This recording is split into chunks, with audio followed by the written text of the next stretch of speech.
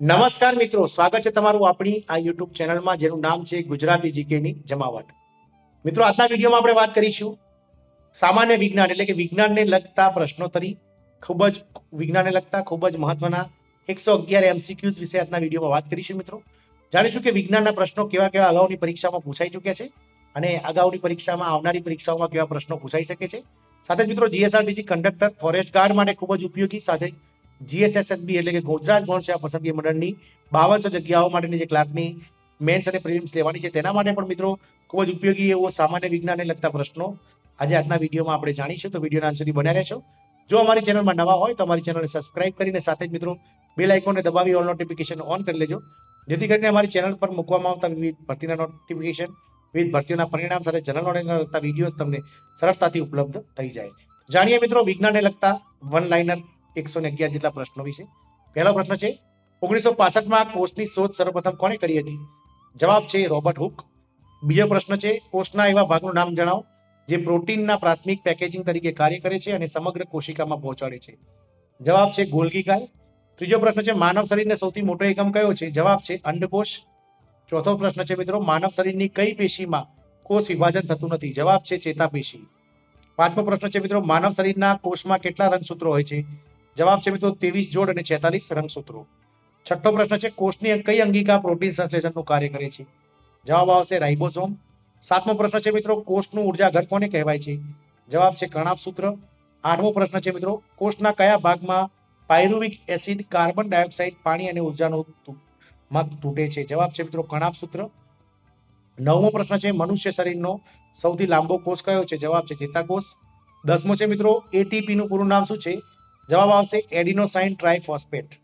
11મો પ્રશ્ન છે, વાસ્તવમાં રોબર્ટ હુકે બુચના આડા છેદમાં જે ખાનામય સંરચના જે જોઈ હતી તે કેવા કોષની હતી? જવાબ છે મિત્રો મૃત કોષની. 12મો પ્રશ્ન છે, સર્વપ્રથમ જીવંત કોષને કોણે નિહાળ્યો હતો? જવાબ છે મિત્રો એન્ટોલોવ લ્યુવન હોક. 13મો પ્રશ્ન છે, કોષમાં પ્રાપ્ત થતા કોષ કેન્દ્રની સર્વપ્રથમ શોધ કોણે કરી હતી? જવાબ છે મિત્રો રોબર્ટ બ્રાઉન. 14મો પ્રશ્ન છે, કોષવાદ સર્વપ્રથમ કોણે રજૂ કર્યો હતો? તો સેલ થિયરીના જે મિત્રો સર્વપ્રથમ રજૂ કરનાર હતા તે છે સ્લીડન અને સ્વાન. 15મો પ્રશ્ન છે, લાક્ષણિક વનસ્પતિ કોષની સૌથી બહારની તરફ શાનું આવરણ પ્રાપ્ત થાય છે? જવાબ છે મિત્રો કોષ દિવાલ. 16મો પ્રશ્ન છે, લાક્ષણિક પ્રાણી કોષની સૌથી બહારની તરફ શાનું આવરણ પ્રાપ્ત થાય છે? જવાબ આવશે કોષરસ પટલ.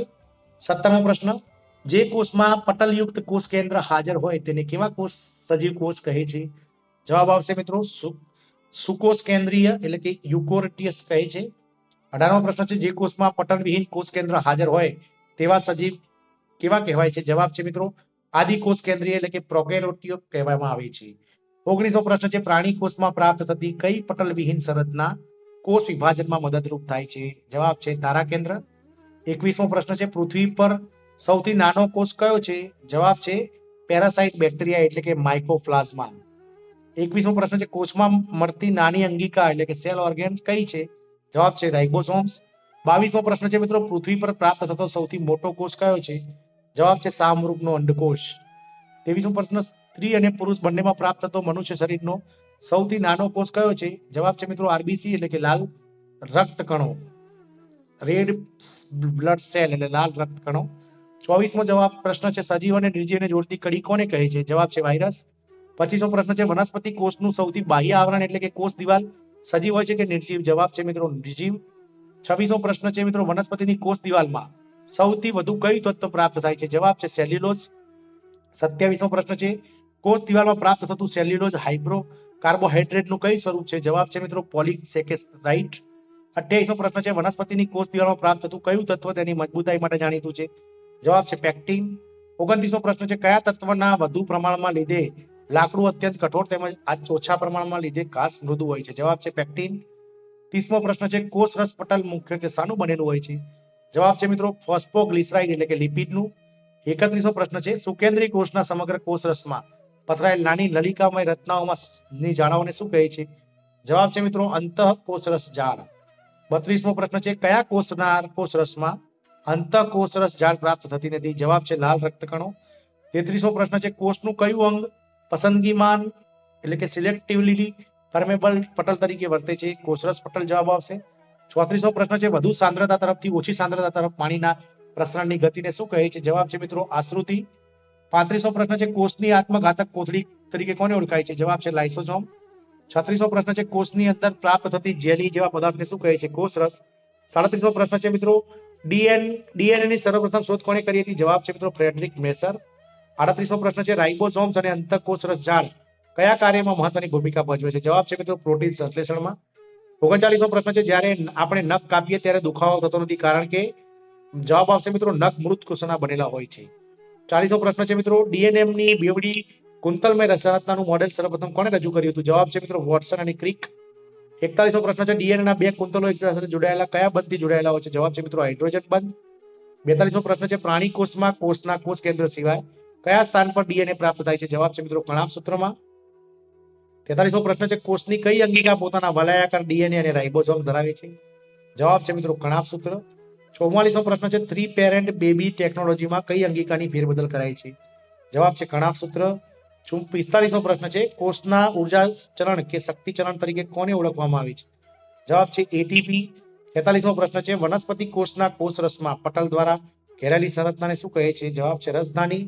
47મો પ્રશ્ન છે કઈ સંરચના વનસ્પતિ કોષમાં મોટા કદની અને પ્રાણી કોષમાં નાના કદની હોય છે? જવાબ છે રસધાની. 48મો પ્રશ્ન છે કોષમાં પ્રવેશતા હાનિકારક દ્રવ્યો જેવા કે બેક્ટેરિયા પેથોજનનું વિઘટન કઈ અંગિકા કરે છે? જવાબ છે મિત્રો લાઇસોસોમ્સ. 49મો પ્રશ્ન છે કોષના કોષ કેન્દ્રની નજીક ઘટ અભિરંજિત જલિકામય સંરચનાને શું કહે છે? જવાબ છે ગોલ્ગીકાય. 50મો પ્રશ્ન છે કોષ રસમાં પ્રાપ્ત થતી કઈ અંગિકા એકબીજાને સમાંતર ગોઠવાયેલ ચપટી બીમ આકારની કોથળી કે સિસ્ટર નિયોબની બનેલી હોય છે? જવાબ છે ગોલ્ગીકાય. 51મો પ્રશ્ન કોષ દિવાલની શોધ કોણે કરી હતી? જવાબ રોબર્ટ હુક. 52 રાઇબોસોમ શાના બનેલા હોય છે? જવાબ છે રિબોઝ ન્યુક્લિક એસિડ અને પ્રોટીન. 53 આદિકોષ કેન્દ્રીય કોષ અને કોષ સુકેન્દ્રીય કોષમાં કઈ સંરચના પટલ વિહીન હોય છે? જવાબ છે રાઇબોસોમ્સ. 54મો પ્રશ્ન છે કોષની પ્રોટીન ફેક્ટરી તરીકે કઈ અંગિકા જાણીતી છે? જવાબ છે રાઇબોસોમ્સ. 55 છે મિત્રો કઈ સંરચના માત્ર આદિકોષ કેન્દ્રીય કોષમાં પ્રાપ્ત થાય છે? જવાબ છે મિત્રો પ્લાઝમિડ. 56મો પ્રશ્ન છે મિત્રો કઈ અંગિકા પાચન માટેના સક્રિય ઉત્સેચકો ધરાવતી હોવાથી પાચન ક્રિયામાં મદદરૂપ થાય છે? જવાબ છે મિત્રો લાઇસોસોમ્સ. 57 છે મિત્રો કોષ દિવાલ બીજી કઈ મહત્વની અંગિકા પ્રાણી કોષમાં નહીં પરંતુ વનસ્પતિ કોષમાં પ્રાપ્ત થાય છે? જવાબ છે મિત્રો રંજક કણો. 58મો પ્રશ્ન છે તમામ વનસ્પતિ કોષ તેમજ કેટલાક પ્રજીવ જેવા કે યુગ્લિનોઇડ્સમાં કઈ અંગિકા જોવા મળે છે? જવાબ છે મિત્રો રંજક કણો. 59મો પ્રશ્ન છે વનસ્પતિ કોષમાં કુલ કેટલા સ્થાન પર ડીએનએ પ્રાપ્ત થાય છે? જવાબ છે 3. 60મો પ્રશ્ન છે વનસ્પતિ કોષમાં કેન્દ્ર અને કણાભ સૂત્ર સિવાય કયા સ્થાન પર ડીએનએ પ્રાપ્ત થાય છે? જવાબ છે રંજક કણો. 61મો પ્રશ્ન છે મિત્રો ખોરાક બનાવવા માટે વનસ્પતિમાં કઈ અંગિકા મહત્વનો ભાગ ભજવે છે? જવાબ છે રંજક કણો. 62 છે રંજક કણોનો કયો ભાગ ખોરાક બનાવવાનું કાર્ય કરે છે? જવાબ છે તો હરિતકણ એટલે કે ક્લોરોપ્લાસ્ટ. 63 છે હરિતકણમાં કયું રંજક દ્રવ્ય પ્રકાશ સંશ્લેષણ પ્રક્રિયામાં અંતે ખોરાક બનાવવામાં કાર્યમાં મદદ કરે છે? જવાબ છે મિત્રો ક્લોરોફિલ તેમજ કેરોટોનાઇટ. 64 છે મિત્રો રંજક કણોમાં આવેલા કયા કણો વનસ્પતિના વિવિધ ભાગોમાં રંગ માટે જવાબદાર છે? જવાબ છે મિત્રો ક્રોમોપ્લાસ્ટ એટલે કે રંગકણ. 65 છે મિત્રો કેરોટીનોઇડ રંજક દ્રવ્યો જેવા કે કેરોટીન ઝેન્થોફિલ્સ અને અન્ય રંજક દ્રવ્ય રંજક કણના કયા ભાગમાં પ્રાપ્ત થાય છે? જવાબ છે મિત્રો ક્રોમોપ્લાસ્ટ. 66મો પ્રશ્ન છે મિત્રો રંજક કણોના કયા કણને શ્વેત કણ કે રંગહીન પણ કહેવાય છે? જવાબ છે લ્યુકોપ્લાસ્ટ. 67મો પ્રશ્ન છે વનસ્પતિ કોષમાં કયા સ્થાન પર ખાદ્ય ખોરાક સંચિત થાય છે? જવાબ છે લ્યુકોપ્લાસ્ટ. 68 છે મિત્રો રંજક કણોના કયા ભાગમાં ડીએનએ પ્રાપ્ત થાય છે? જવાબ છે ક્લોરોપ્લાસ્ટ હરિતકણ. 69મો પ્રશ્ન છે સ્ટાર્ચ પ્રોટીન તેમજ ચરબીની કણિકાઓનો સંગ્રહ રંજક કણોના કયા ભાગમાં થાય છે? જવાબ છે લ્યુકોપ્લાસ્ટ. 70મો પ્રશ્ન છે તારા કેન્દ્ર કયું મહત્વનું કાર્ય પ્રાણી કોષમાં કરે છે? જવાબ છે કોષ વિભાજન. 71મો પ્રશ્ન છે મનુષ્ય શરીરના કયા કોષમાં તારા કેન્દ્ર પ્રાપ્ત થતું ન હોવાથી તે વિભાજિત થઈ શકતા નથી? ચેતાકોષો. 72 છે મિત્રો કોષના કોષ રસમાં આવેલી કઈ સંરચના કોષની તમામ પ્રક્રિયાનું નિયંત્રણ કરે છે? જવાબ છે કોષ કેન્દ્ર. 73મો પ્રશ્ન છે કોષની કઈ સંરચનાને કોષનું મગજ એટલે કે બ્રેઇન ઓફ સેલ્સ કહેવાય છે? જવાબ છે કોષ કેન્દ્ર. 74 છે કોષ કેન્દ્રમાં જોવા મળતા દ્રવ્યને કયા નામથી ઓળખાય છે? જવાબ છે ક્રોમેટિન. 75મો પ્રશ્ન છે તારા કેન્દ્ર પ્રાણી કોષના કયા કોષ વિભાજનને મદદ કરે છે? જવાબ છે સમસૂત્રી વિભાજન. 76 કયા પ્રજીવને બે કોષ કેન્દ્ર પ્રાપ્ત છે? જવાબ છે પેરામિશિયમ. 77 છે મનુષ્ય શરીરના કયા અંગના કોષોને દ્વિકોષ કેન્દ્ર કહે છે? જવાબ છે યકૃત. 78 છે યકૃતના કોષોને કયા નામથી ઓળખવામાં આવે છે? હિપેટોસાઇટ. 79 છે મિત્રો કયા કોષોને બહુકોષ કેન્દ્ર કહે છે? જવાબ છે અસ્થિ સ્નાયુ કોષો. 80મો પ્રશ્ન છે મિત્રો કોષ કેન્દ્ર રસમાં આવેલા ગોળાકાર રચનાઓને શું કહે છે? જવાબ છે કોષ કેન્દ્રિકા. 81મો પ્રશ્ન છે શું કોષ કેન્દ્રીય સજીવના કોષ કેન્દ્રના રંગસૂત્રોમાં શું પ્રાપ્ત થાય છે? જવાબ છે ડીએનએ અને હિસ્ટોપ્રોટીન. 82મો પ્રશ્ન છે આદિ કોષ કેન્દ્રીય સજીવના કોષ કેન્દ્રના રંગસૂત્ર દ્રવ્યમાં શું પ્રાપ્ત થાય છે? જવાબ છે માત્ર ડીએનએ. 83મો પ્રશ્ન છે રંગસૂત્ર દ્રવ્યમાં પ્રાપ્ત થતા ન્યુક્લિક એસિડ કેટલા પ્રકારના હોય છે અને કયા કયા? જવાબ છે મિત્રો 2 પ્રકારના હોય છે, જેમાં ડીએનએ અને આરએનએ આવે છે. 84 છે ડીએનએ નું પૂરું નામ શું છે મિત્રો? તો ડીએક્સી રિબો ન્યુક્લિક એસિડ. 85 મિત્રો ન્યુક્લિક એસિડ કેટલા તત્વો ભેગા થવાથી બને છે અને કયા કયા? 3 તત્વો, જેમાં નાઇટ્રોજનીકરણ ક્ષાર, શર્કરા અને ફોસ્ફરિક એસિડ છે. 86મો પ્રશ્ન છે નાઇટ્રોજનીકરણ ક્ષાર મુખ્યત્વે કેટલા પ્રકારના હોય છે? કયા કયા? 5. કયા કયા? તો એડનિન, ગ્વાનિન, થાઇમિન, સાઇટોસિન અને યુરાસિલ. 87 છે મિત્રો ન્યુક્લિક એસિડમાં શર્કરા કેટલા પ્રકારની જોવા મળે છે? કઈ કઈ? તો મિત્રો 2 પ્રકારની શર્કરા હોય છે, જેમાં ડીએક્સી રિબોઝ અને રિબોઝ. 88 છે ડીએનએમાં કેટલા નાઇટ્રોજનીકરણની ક્ષાર પ્રાપ્ત થાય છે? કયા કયા? તો 4 પ્રાપ્ત થાય છે, જેમાં એડનિન, ગ્વાનિન, થાઇમિન અને સાઇટોસિન છે. આરએનએમાં કેટલા નાઇટ્રોજનીકરણ ક્ષાર પ્રાપ્ત થાય છે? કયા કયા? તો આરએનએમાં પણ મિત્રો 4 પ્રાપ્ત થાય છે નાઇટ્રોજનીકરણ, જે એડેનિન, ગ્વાનિન, સાઇટોસિન અને યુરાસિલ તરીકે ઓળખાય છે. 90 છે મિત્રો ડીએનએમાં પ્રાપ્ત થતો નાઇટ્રોજનીકરણ ક્ષાર ડીએનએમાં પ્રાપ્ત થતો નથી. કયો? થાઇમિન. 91મો પ્રશ્ન છે મિત્રો આરએનએમાં પ્રાપ્ત થતો નાઇટ્રોજનીકરણ ક્ષાર ડીએનએમાં પ્રાપ્ત થતો નથી. કયો છે? તો જવાબ છે યુરાસિલ. 92મો પ્રશ્ન છે ડીએનએ કેટલા કુંતલ ધરાવે છે? જવાબ છે 2. 93મો પ્રશ્ન છે આરએનએ કેટલા કુંતલ ધરાવે છે? જવાબ છે 1. 94 છે એક પેઢીમાંથી બીજી પેઢીમાં નિરંતર સ્થાનાંતરણ પામતું આનુવંશિક દ્રવ્ય કયું છે? જવાબ છે ડીએનએ. 95 છે પ્રોટીન સંશ્લેષણ માટેના સંકેત તેમજ તમામ વ્યવસ્થા કોના અંતર્ગત વિકસે છે? જવાબ છે આરએનએ. 96મો પ્રશ્ન છે ડીએનએ ના એક કુંડલમાં કુલ કેટલી બેઝ જોડ આવેલી હોય છે? જવાબ છે મિત્રો 10 બેઝ જોડ. 97 છે ડીએનએ નું એક કુંડલ કેટલા ડિગ્રીનું હોય છે? જવાબ છે 36 ડિગ્રીનું. 98 છે મિત્રો ડીએનએ ના એક કુંડળની લંબાઈ કેટલી હોય છે? જવાબ છે મિત્રો 34 એમ્સ. 99 છે મિત્રો ડીએનએ ની પોલીન્યુક્લિયોઇડ ટાઇટ શૃંખલા એકબીજાના સાપેક્ષમાં કેવી રીતે ગોઠવાયેલી હોય છે? જવાબ છે મિત્રો એન્ટી પેરેલલ એટલે કે પ્રતિ સમાંતર. 100મો પ્રશ્ન છે મિત્રો મૃત કોષોમાંથી બાળ કોષો બનાવવાની પ્રક્રિયાને શું કહે છે? જવાબ છે કોષ વિભાજન. 101 છે મિત્રો કોષ વિભાજન કેટલા પ્રકારના હોય છે? કયા કયા?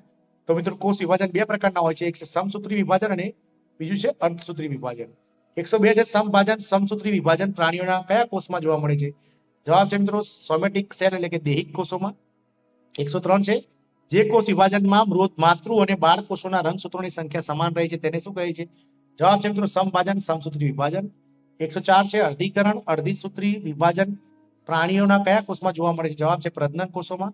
105 છે જે કોષ વિભાજનમાં માતૃના સાપેક્ષમાં બાળ કોષોના રંગસૂત્રોની અડધી સંખ્યા રહેતી હોય તેને શું કહે છે? જવાબ છે મિત્રો અર્ધીકરણ અર્ધસૂત્રી વિભાજન. 106 છે અંડકોષમાં કેટલા રંગસૂત્રો પ્રાપ્ત થાય છે? જવાબ છે 23.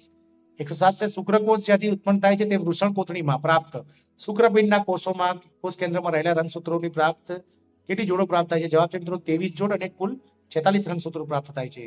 108 છે વૃષણકોથળીમાં પ્રાપ્ત થતા શુક્રપિંડમાંથી ઉત્પન્ન થતા શુક્રકોષમાં કેટલા રંગસૂત્રો પ્રાપ્ત થાય છે? જવાબ છે મિત્રો 23. 109 છે ક્લોનિંગ કરતી વખતે મનુષ્યના કયા કોષો લેવામાં આવે છે? જવાબ છે મિત્રો દૈહિક કોષો. 110 છે મિત્રો ઇન વિટ્રો ફર્ટિલાઇઝેશન એટલે કે આઈવીએફ ટેસ્ટ ટ્યુબ બેબીના નિર્માણમાં કયા કોષો લેવામાં આવે છે? જવાબ છે મિત્રો પ્રજનન કોષો એટલે કે શુક્રકોષ અને અંડકોષ લેવામાં આવે છે. અને 111 છે મિત્રો સામાન્ય રીતે મનુષ્યના કોષ કેન્દ્ર કેટલા સમયમાં એક વખત વિભાજન પામે છે? જવાબ છે મિત્રો 24 કલાક. તો મિત્રો આમ આજના વિડીયોમાં આપણે સામાન્ય વિજ્ઞાનને લગતા કુલ 111 વન લાઇનર પ્રશ્નો જોયા, જે આવનારી ફોરેસ્ટ ગાર્ડ જે 8 માર્ચથી પરીક્ષા શરૂ થઈ છે તેના માટે, સાથે જ મિત્રો જે જીએસઆરટીસી કંડક્ટર અને ગૌણ સેવા પસંદગી મંડળની ક્લાર્કની એક્ઝામ જે લેવાની છે ટૂંક સમયમાં મેન્સ અને પ્રિલિમ્સ, તેના માટે ખૂબ જ ઉપયોગી છે. તો આ વિડીયોના માધ્યમથી આપ આમાંથી 111 માંથી કોઈ પ્રશ્ન આવે તો મૂંઝાવો નહીં અને સરળતાથી જવાબ આપી દો તેવી આશા સહ જય હિન્દ અસ્તુ.